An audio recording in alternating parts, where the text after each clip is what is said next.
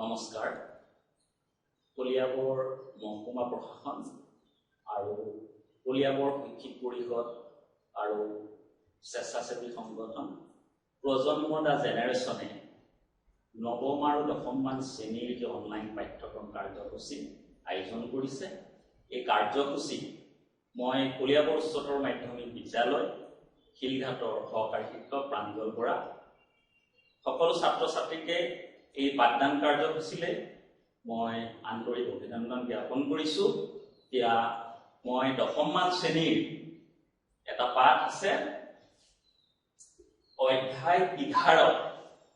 তোমালোকৰ এটা পাঠ আছে আৰু এই পাঠটোৰ নাম হৈছে মই ইয়াত লিখি দিছো মানুহৰ চকু আৰু বাৰেবৰণীয়া পৃথিৱী। এই পাঠটো আজি তোমালোকৰ লগত আলোচনা কৰিম। এতিয়া প্ৰথম অৱস্থাত আমি জানিব লাগিব যে মানুহৰ চকুনো কি। এতিয়া মানুহৰ চকুৰ জৰিয়তে আমি কি কৰিব পাৰো আমাৰ এই বিস্ময়কৰ জগতখনৰ বিষয়ে আমি জানিব পাৰো। তাৰোপৰি আমাৰ চৌপাশে থকা যি বিভিন্ন ধৰণৰ বস্তু ৰং বিলাক আমি অনুধাৱন কৰিব পাৰো আমাৰ চকুৰ সহায়ত। কিন্তু যেতিয়া চকুটো মুদি থকা অৱস্থাত কিন্তু কোনো বস্তু স্পৰ্শ কৰি হওক বা সেই কোনোবা এটা পদাৰ্থ বা বস্তুৰ গোন্ধটো আমি লৈ পেলাই বা সেই বস্তুৱে সৃষ্টি কৰা শব্দটো অলপ ধাৰণা কৰি পেলাই কি বস্তু হয় আমি তাক জানিব পাৰো। কিন্তু চকু মুদা অৱস্থা কিন্তু আমি এই চৌপাশৰ বাৰেবৰণীয়া যি মনোমোহা দৃশ্য আছে তাৰ বিভিন্ন বস্তুৰ ৰংটো আমি কিন্তু চিনিব নোৱাৰো চকু মুদা অৱস্থা। গতিকে মানুহৰ চকু এই মানৱ চকু অত্যন্ত দৰকাৰী। এই চকুৰ বিষয়ে আমি জানিব লাগিব আৰু এই চকুৰ মানৱ চকুৰ জৰিয়তেহে আমি কি কৰিব পাৰো আমাৰ চৌপাশৰ মনোমোহা আৰু বাৰেবৰণীয়া যিবিলাক পৰিঘটনা বা বিভিন্ন বস্তুৰ ৰং সম্পৰ্কে আমি ধাৰণা কৰিব পাৰো চকুৰ জৰিয়তে। কিন্তু চকু মুদি থকা অৱস্থাত আমি বস্তুৰ ৰং চিনিব নোৱাৰো। সেইকাৰণে এই মানৱ চকুৰ বিষয়ে আমি জনাটো অত্যন্ত দৰকাৰ। এইটো হৈছে মানৱ চকু আৰু মানৱ চকুটো কেনেকুৱা? মানৱ চকুটো এটা কেমেৰাৰ। গতিকে এই মানৱ চকুটো যে আমি ইয়াত নক্সাটো এইটো চাইতে এই গোটেইটো ইয়াৰ যিটো আকৃতি আছে এই আকৃতিটো কেনেকুৱা? প্ৰায় গোলাকাৰ। আকৃতিটো হৈছে প্ৰায় গোলাকাৰ। তাৰমানে ইয়াৰ যিটো শেপটো হৈছে স্ফেৰিকেল। ইয়াক কেনে কোৱা হৈছে? ইয়াক কি বুলি কয়? অক্ষিগোলক। ইয়াক কয় অক্ষিগোলক।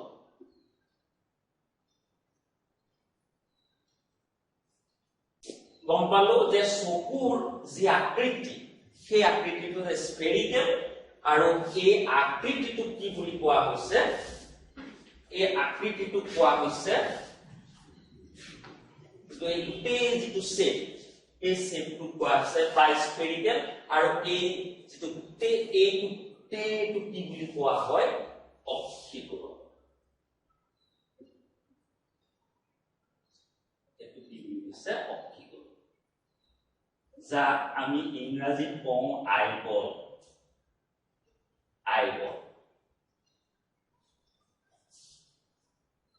এতিয়া এই চকুটোৰ যিটো সন্মুখ পৃষ্ঠ আছে দেখা পাইছে না? এই সন্মুখ পৃষ্ঠটো অকমান ওফন্দি উঠা। এই পোৰ্চনটো এখন পাতল ছাল থাকে এখন পাতল ছাল যাক কোৱা হয় কৰ্ণিয়া আৰু এই কৰ্ণিয়াই কি কৰিছে এই অক্ষিগোলকৰ সন্মুখ পৃষ্ঠ উফন্দি উঠা এটা স্বচ্ছ অংশৰ সৃষ্টি কৰিছে আৰু কি হয় স্বচ্ছ বুলি কৈছো তাৰমানে এই কৰ্ণিয়াৰ মাজেদিয়ে চকুত কি হ'ব পোহৰ ৰশ্মি প্ৰৱেশ গতিকে এইটো কি বুলি কলো এই অক্ষিগোলকৰ সন্মুখ পৃষ্ঠত এখন পাতল ছালে উফন্দি উঠা এটা স্বচ্ছ অংশৰ সৃষ্টি কৰিছে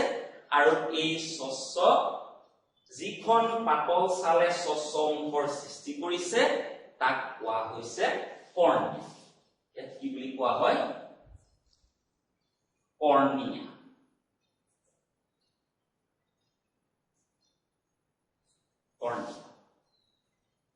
গতিকে এই কৰ্ণিয়াৰ কি কৰিব পোহৰ ৰশ্মি আহি পেলাই এই স্বচ্ছ অংশটো ইয়াৰ মাজেদি পোহৰ চকুত প্ৰৱেশ কৰে এতিয়া ঠিক চকুত প্ৰৱেশ কৰাৰ পিছত আমি কৰ্ণিয়াৰ ঠিক পিছতেই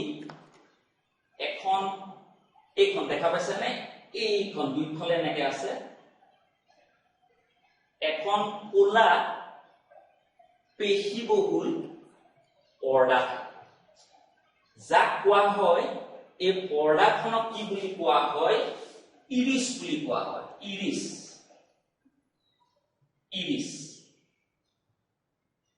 বুলি কৈছে এই পৰ্দাখনে কি কৰে এইখন পৰ্দা আছে এই পৰ্দাখনক কি বুলি কলো মই ইৰিস কোলা পেশীবহুল এখন পৰ্দা এই কৰ্ণিয়াৰ পিছতে থাকে তাক কি বুলি কোৱা হৈছে ইৰিস বুলি কোৱা হৈছে এতিয়া এই ইৰিসৰ ঠিক সোঁমাজতে এই ইৰিস দেখা পাইছা এইফালে ইৰিস আছে ইৰিসৰ ঠিক সোঁমাজত কি হৈছে এটা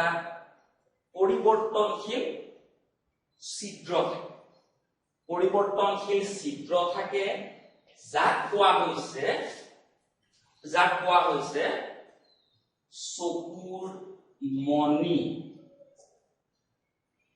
চকুৰ মণি বা ইংৰাজীত আমি পিউপিল বুলি কওঁ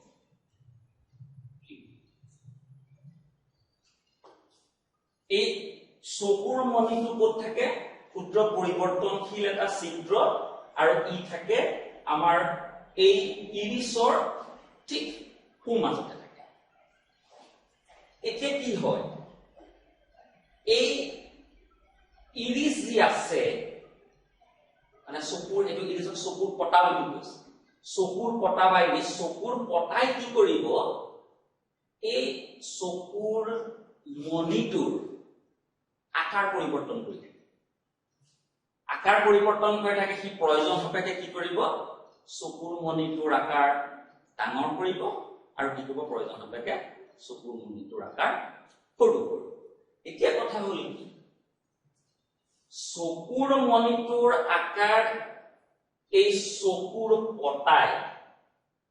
কেতিয়া ডাঙৰ কৰিব আৰু কেতিয়া কৰিব যেতিয়া আমি খুব এটা উজ্জ্বল পোহৰৰ মাজত থাকিলে কি হ'ব আমাৰ চকুৰ মণিৰ মাজেদি যদি যথেষ্ট পৰিমাণৰ পোহৰ ৰশ্মি যদি আমাৰ চকুৰ ভিতৰলৈ সোমাই যায় কি হ'ব পাৰে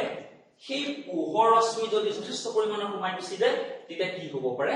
এই চকুৰ ভিতৰত যিবিলাক সেল থাকে সেই সেলবিলাক নষ্ট কৰি পেলাব পাৰে গতিকে কি হ'ব আৰু খুব যেতিয়া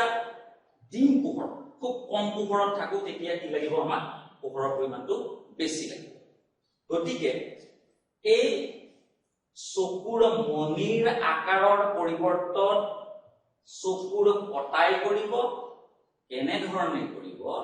যেতিয়া খুব উজ্জ্বল পোহৰত আমি থাকো তেতিয়া এই চকুৰ পটাই মণিটো সৰু কৰাৰ লগে লগে কি হ'ব প্ৰয়োজন সাপেক্ষে কম পৰিমাণৰ পোহৰ চকুৰ ভিতৰত সোমাব পাৰে একেদৰে যেতিয়া আমি ডিম লাইটত থাকো কম পৰিমাণৰ পোহৰত থাকো তেতিয়া কি কৰিব এই চকুৰ কটাই মনিটৰ আকাৰ ডাঙৰ কৰি পেলাব আৰু আকাৰ ডাঙৰ কৰাৰ লগে লগে যথেষ্ট পৰিমাণৰ পোহৰ চকুৰ ভিতৰত সোমাব পাৰে এতিয়া আমাৰ এটা সচৰাচৰ আমাৰ প্ৰায় ডেইলি লাইফতে আমি অভিজ্ঞিত হৈ থাকে ধৰা এনেকুৱা খুব উজ্জ্বল পোহৰৰ মাজত আছো আহি পেলাই ঘপকে ভিতৰলৈ আহি আমি অলপ অন্ধকাৰ কোঠা এটাৰ আহি গ'ল অন্ধকাৰ কোঠালৈ যেতিয়া আহি গ'ল প্ৰথম অৱস্থাত কি হ'ল প্ৰথম অৱস্থাত আমি কি কৰিব পাৰো সেই ৰুমটোৰ যিবিলাক আচবাব থাকে আচবাববিলাক প্ৰথম অৱস্থাত আমি দেখা নাপাওঁ কিন্তু ঠিক লাহে লাহে অলপ অলপকৈ যেতিয়া সময় পাৰ হৈ যাব লাহে লাহে সেই আচবাববিলাক আমি দৃষ্টিগোচৰ আমাৰ গতিকে এইটো এটা সচৰাচৰ হৈ থকা আমাৰ এটা উদাহৰণ যে তাৰমানে এই ক্ষেত্ৰত এই যিটো কাৰ্য চকুৰ কটাই চকুৰ মনিৰ যিটো আকাৰৰ পৰিৱৰ্তন কৰি থাকে এইটো তাৰমানে অকমান ক্ষুদ্ৰতম অকমান সময় লয় সেইকাৰণে অন্ধকাৰ কোঠা এটাত সোমোৱাৰ লগে লগে কিছু সময়ৰ বাবে আমি বস্তুবিলাক দেখা নাপাওঁ কিন্তু লাহে লাহে এই আচবাববিলাক আমি দেখিবলৈ পাওঁ গতিকে আমি এতিয়া এইখিনি কথা জনাৰ পাছত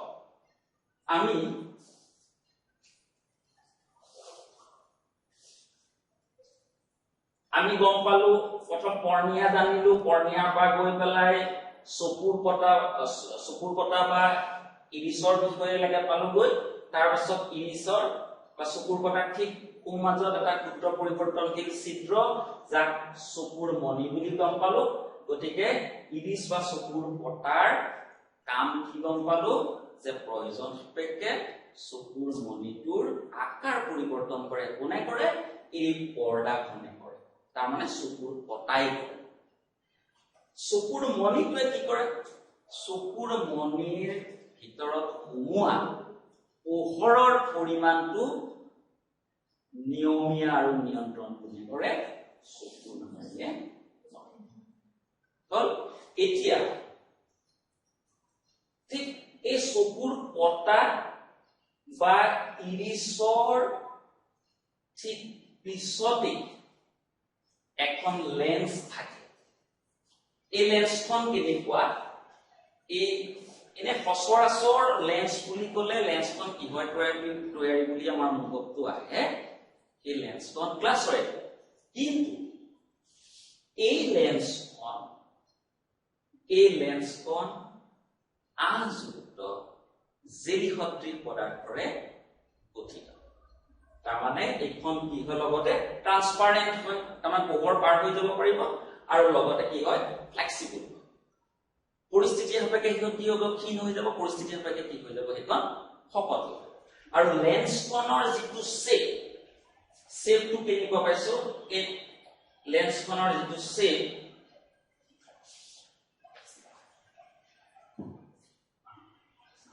আমি কি কলো যে এই চকুৰ পতাৰ ঠিক পিছতে এখন লেন্স থাকে আৰু এই লেন্সখন আযুক্ত জেলি সদৃশ পদাৰ্থৰে গঠিত এই লেন্সখনৰ যিটো শেপ হয় শেপটো কেনেকুৱা হয় এনেকুৱা হয় এখন কি লেন্স বাৰু এখন কি লেন্স এখন উত্তল লেন্স এখন লেন্সখন হৈছে উত্তল লেন্স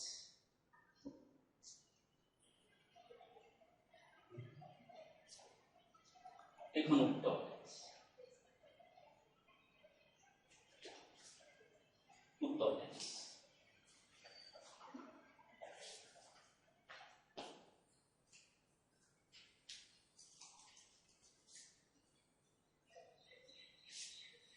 এখন গম পালো আমি কি লেন্স উত্তল লেন্স যেতিয়া পোহৰ চকুৰ মণিৰ মাজেদি পাৰ হৈ গৈ এই লেন্সখনে কি কৰিব সেই পোহৰ ৰশ্মি প্ৰতিফলিত কৰিব প্ৰতিফলিত কৰি পেলাই কেনেকুৱা প্ৰতিবিম্ব গঠন কৰে হট প্ৰতিবিম্ব আৰু ওলোটা প্ৰতিবিম্ব গঠন কৰিব এই হট আৰু ওলোটা প্ৰতিবিম্ব গঠন কৰিব ক'ত কৰিব চকুৰ পিছফালে এই অংশৰ চকু দেখিছানে এখন পোহৰ সংবেদী কোষযুক্ত লাইট সেনসিটিভ সেলৰে পোহৰ সংবেদী কোষযুক্ত এখন কোমল ছাল থাকে এইখনক কি বুলি কোৱা হয় অক্ষিপট বা ৰেটিনা এই লেন্সখনে পোহৰ ৰশ্মিৰ প্ৰতিফলিত কৰি পেলাই হট আৰু ওলোটা প্ৰতিবিম্ব গঠন কৰিব হট আৰু ওলোটা প্ৰতিবিম্ব গঠন কৰিব চকুৰ পিছফালে পোহৰ সংবেদী কোষযুক্ত এখন কোমল ছাল যাক অক্ষিপট বা ৰেটিনা কৈছে এই অক্ষিপট বা ৰেটিনা হট আৰু ওলোটা প্ৰতিবিম্ব গঠন এইখিনি কথা আমি জনাৰ পিছত গতিকে চকুৰ বিভিন্ন অংগসমূহৰ যি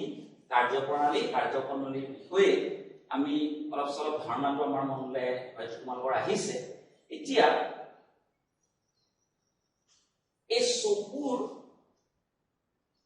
আৰু এটা গুৰুত্বপূৰ্ণ অংগ আছে মই ইয়াত চিলেক্ট কৰিছো দুইফালে এই লেন্সখনৰ দুইফালে দেখিছানে ইয়াত দেখুৱাই দিছো এইটো কি বুলি কয় ইয়াত পেশী এই পেশী কি বুলি কয় চিলিয়াৰী পেশী যে আছে দুইফালে লেন্সখন কি কৈছে লেন্সখন ধৰি ৰাখিছে এনেকে চিলিয়াৰী পেশী এই চিলিয়াৰী পেশীয়ে কি কৰিব প্ৰয়োজন সাপেক্ষে কি কৰিব পাৰে এই লেন্সখনৰ আকৃতিটো সলনি কৰিব পাৰে প্ৰয়োজন সাপেক্ষে লেন্সখন ক্ষীণ কৰি দিব আৰু প্ৰয়োজন সাপেক্ষে লেন্সখন শকত কৰি দিব তাৰমানে লেন্সখনৰ এই চিলিয়াৰী পেশীয়ে কি কৰিব লেন্সখনৰ বক্ৰতাৰ কিছু পৰিমাণে বক্ৰতাৰ পৰিৱৰ্তন ঘটায় কেতিয়া কৰিব যেতিয়া খুব লক্ষ্য বস্তুটো খুব দূৰৈত আছে আৰু সেই লক্ষ্য বস্তুটো যেতিয়া আমি চাব লগা হয় তেতিয়া এই চিলিয়াৰী পেশীয়ে কি কৰিব চিলিয়াৰী পেশীবোৰ শিথিল হৈ যাব ৰিলেক্স আৰু ৰিলেক্স হোৱাৰ লগে লগে এই যিখন লেন্স আছে এই লেন্সখন কি কৰি যাব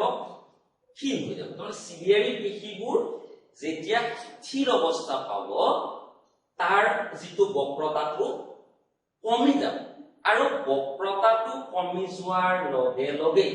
বক্ৰতা যেতিয়া চিলিয়াৰী পেশীয়ে শিথিল হৈ গ'ল ৰিলেক্স হৈ গ'ল আৰু এই লেন্সখনৰ বক্ৰতাটো কি হৈ যাব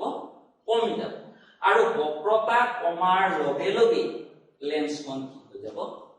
ক্ষীণ হৈ যাব আৰু তেতিয়া এই লেন্সখনৰ যি ফকাস দৈৰ্ঘ্য আছে ফকাস দৈৰ্ঘ্যটো কি হৈ যাব বাঢ়ি যাব আৰু এই ঘটনাটো কেতিয়া ঘটিব যেতিয়া লক্ষ্য বস্তু বহুত দূৰৈত থাকিব বহুত দূৰৈত যেতিয়া লক্ষ্য বস্তু আমি চাবলৈ লম তেতিয়া চিলিয়াৰী পেশীবোৰ শিথিল অৱস্থা হোৱাৰ লগে লগে কি হ'ব লেন্সখন ক্ষীণ হৈ যাব আৰু লগে লগে তাৰ যিটো ফকাস দৈৰ্ঘ্য আছে ফকাস দৈৰ্ঘ্যটো বাঢ়ি যাব একেদৰে যেতিয়া চকুৰ আমি খুব ওচৰত যেতিয়া আমি ওচৰত আছে চকুৰ ওচৰত থকা এটা বস্তু আমি চকুৰে যেতিয়া চাবলৈ লম তেতিয়া কি হ'ব একেদৰে কি হ'ব এই চিলিয়াৰী পেশীবোৰৰ সংকোচন ওচৰৰ বস্তু যেতিয়া চাবলৈ লম চিলিয়াৰী পেশী কি হ'ব সংকোচন হোৱাৰ লগে কি হ'ব তাৰ ওলোটাটো তাৰমানে ইয়াৰ বক্ৰতাটো এই ক্ষেত্ৰত বাঢ়ি যাব আৰু বক্ৰতাটো বাঢ়ি যোৱাৰ লগে লেন্সখন কি হৈ যাব শকত হৈ যাব আৰু শকত হৈ যাব তাৰ ফলত এই লেন্সখনৰ যিটো ফকাস দৈৰ্ঘ্যটো কমি যাব গতিকে ওচৰৰ বস্তু আমি এতিয়া গম পালো যে দূৰৰ বস্তু চোৱাৰ ক্ষেত্ৰত চিলিয়াৰী পেশীবোৰ শিথিল হ'ব শিথিল হোৱাৰ লগে লগে এই লেন্সখন ক্ষীণ হৈ যাব ক্ষীণ হোৱাৰ লগে লগে তাৰ প্ৰকাশযোগ্যটো কি হৈ যাব পাৰি আৰু যেতিয়া ওচৰৰ বস্তু এটা আমি চাম ওচৰৰ বস্তু এটা চোৱাৰ সময়ত কি হৈ যাব চিলিয়াৰী পেশীবোৰৰ সংকোচন হ'ব আৰু সংকোচন হোৱাৰ লগে লগে কি হ'ব এই লেন্সখন শকত হৈ যাব শকত হৈ যোৱাৰ লগে লগে এই লেন্সখনৰ যিটো ফকাসযোগ্য থাকিব ফকাসযোগ্যটো কমি যাব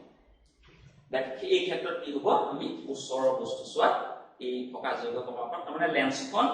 ওচৰৰ বস্তু চাওঁতে লেন্সখন শকত হ'ব আৰু তাৰ যিটো ফকাসযোগ্যটো কমি যাব তেতিয়া আমি ওচৰৰ বস্তু এটা ভালকৈ চাব পাৰোঁ এতিয়া তাৰমানে আমি আলটিমেটলি গম পালো এই লেন্সখনে কি কৰিব পাৰে তাৰ ফকাসযোগ্যটো পৰিৱৰ্তন কৰি থাকিব পাৰে এই ফকাসযোগ্যটো পৰিৱৰ্তন কৰিব পাৰে কাৰ সহায়ত চিলিয়াৰী পেশীৰ সহায়ত গতিকে দূৰৰ বস্তু বা ওচৰৰ বস্তু চাওঁতে চিলিয়াৰী পেশীৰ সহায়ত এই চকুৰ লেন্সখনে প্ৰয়োজন সাপেক্ষে যি ফকাসযোগ্য পৰিৱৰ্তন কৰিব পৰা যি সামৰ্থ্য সেই সামৰ্থ্যটো কি বুলি কৈছে একমোডেশন পাৱাৰ অফ আৱাৰ আইজ বা উপযোজন ক্ষমতা উপযোজন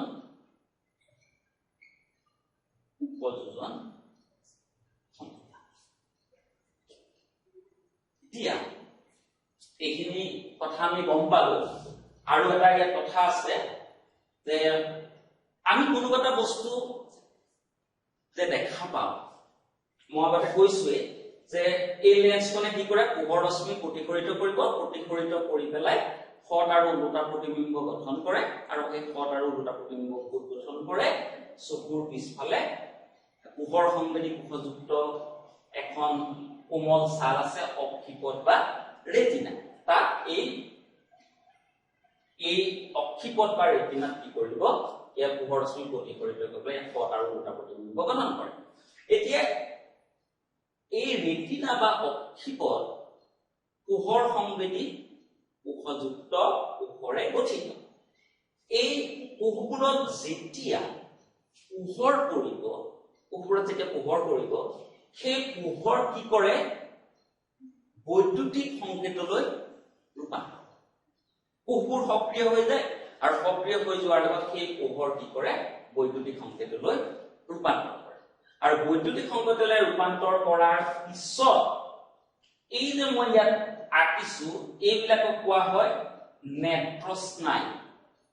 আৰু সেই নেত্ৰস্নায়ুৱে কি কৰিব এই বৈদ্যুতিক সংকেতটো লৈ গুচি যায় আমাৰ মগজুলৈ লৈ যোৱাৰ পিছত মগজুৱে কি কৰিব সেই সংকেতটো বিশ্লেষণ কৰি পেলাই যিটো বস্তু চোৱা হৈছে সেই বস্তুটো আমাক দৃষ্টিগোচৰ কৰা তাৰমানে কি পালো ইয়াত পোহৰ প্ৰতিফলিত হ'ল লেন্সে পোহৰ প্ৰতিফলিত কৰি পেলাই অক্ষিপট বা ৰেটিনাত পৰিলে আৰু কি কৰিব সেই পোহৰ বৈদ্যুতিক সংকেতলৈ ৰূপান্তৰিত হ'ল সেই বৈদ্যুতিক সংকেত এই নেত্ৰস্নায়ুৱে মগজুলৈ লৈ গুচি যাবগৈ আৰু মগজুৱে কি কৰিব সেই সংকেতটো বিশ্লেষণ কৰি পেলাই সেই বস্তুটো আমাক দৃষ্টিগোচৰ কৰে ঠিক আছে এইখিনি কথা আমি জানিলো আৰু ইয়াত দুটা অংশ আছে এই ভিতৰ অংশটোত বাৰু কি আছে এই ভিতৰৰ অংশটো ট্ৰান্সপাৰেন্ট লিকুইডছ যাক কোৱা হৈছে নেত্ৰমেট বা ভেট্ৰিয়াছ হিউমাৰ ইংৰাজীত ভেট্ৰিয়াছ হিউমাৰ বুলি কৈছে আৰু ইয়াত এই পৰ্চনটো ইয়াত দেখা গৈছে না ইয়াত কি আছে ইয়াত তেনেকৈ ট্ৰান্সপাৰেন্ট লিকুইড আছে তৰল আছে আৰু তাক কি হৈছে নেত্ৰৰহ বা ইকুৱেছ হিউমাৰ এতিয়া গতিকে আমি চকুৰ গঠন লগতে চকুৰ বিভিন্ন অংগবিলাকৰ বিষয়ে জানিলো লগতে এই চকুৰ বিভিন্ন অংগবোৰে কি কি কাৰ্য কৰে তাৰ বিষয়ে জানিলো এইখিনি কথা জনাটো খুবেই প্ৰয়োজন এতিয়া কথা আহিল এটা চকুৰ সন্মুখত কিমান দূৰত্বত হলে এটা চকুৱে সেই বস্তুটো বাৰু স্পষ্টভাৱে দেখা যদি চকু খুব নিচে ওচৰত আমি কোনো এটা বস্তু ৰাখো সেই বস্তুটো আমি কিন্তু স্পষ্টভাৱে দেখা পাওঁ এটা কথা হ'ল কিমান আমাৰ চকুৰ পৰা কিমান দূৰৈ আঁতৰত ৰাখিলে সেই বস্তুটো স্পষ্টভাৱে আমি দেখিবলৈ সক্ষম হওঁ এতিয়া ধৰি লোৱা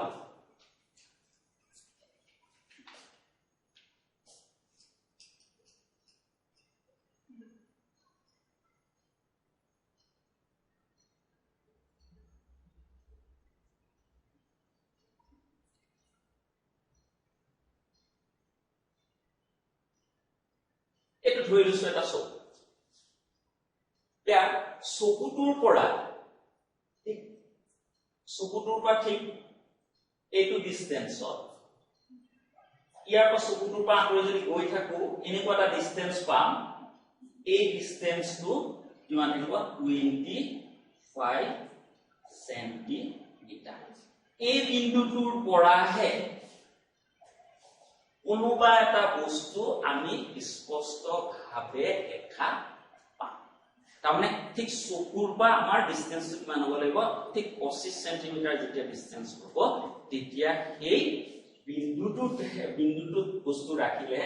এটা সুস্থ চকুৱে সেই বস্তুটো স্পষ্টভাৱে দেখা পাব কিন্তু তাৰ ভিতৰত যদি এইখিনি যদি এনেকুৱা পৰ্চনত যদি লক্ষ্য বস্তু ৰাখো তেতিয়া আমি এই চকুৱে সেই বস্তুটো দেখা নাপাম গতিকে এই যিটো বিন্দুটো কি বুলি কোৱা হয় এইটো নিকট বিন্দু বুলি কোৱা নিকট বিন্দু এইটো কৈছে নিকট বিন্দু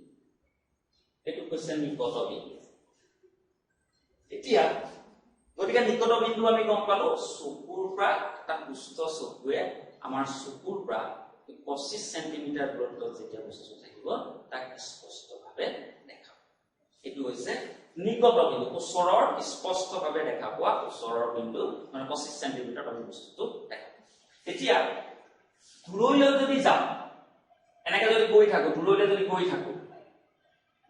গৈ থাকো কিমান আঁতৰত বস্তু এটা থাকিলে সেই আমি বস্তুটো দেখা পাম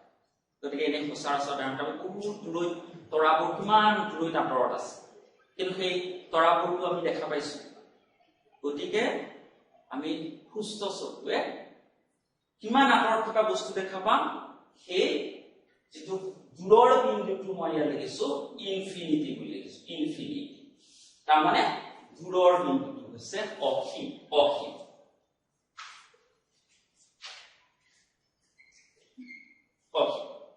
গতিকে নিকট বিন্দু পালোগৈ যিটো নিয়াৰ পইণ্ট এই বিন্দুটো তাৰমানে সেই বিন্দুটো কিমানত হ'ব আমাৰ চকুৰ পৰা 25 সেন্টিমিটাৰ দূৰত আৰু যিটো ফাৰ পইণ্ট অফ আৱাৰ আইজ তাৰমানে দূৰৰ বিন্দুটো হ'ব অসীম এইটো হৈছে অসীম গতিকে এইখিনি গম পালো আমি নিকট বিন্দু আৰু দূৰৰ বিন্দু বুজি পাইছা এতিয়া এটা প্ৰশ্ন আমাৰ মনলৈ আহে প্ৰশ্নটো হৈছে যে আমাৰটো দুটা চকু আছে এটা চকু নহয় দুটা চকু কিয় এইটো এটা কাৰণটো কি যদি এটা চকু হয় আকৌ একে ধৰণে মই ক'বলৈ বিচাৰিছো এইটো যদি আমাৰ চকুটো আছে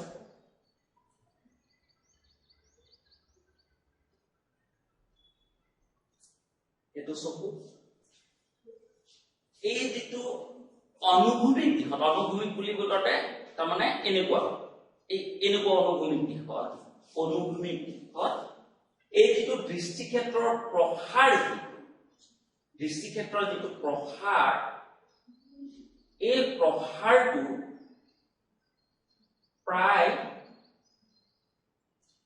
150 ডিগ্ৰী মান দৃষ্টিক্ষেত্ৰৰ যিটো প্ৰসাৰ এই প্ৰসাৰটো মানে প্ৰায় 150 ডিগ্ৰী এই দৃষ্টিক্ষেত্ৰৰ প্ৰসাৰত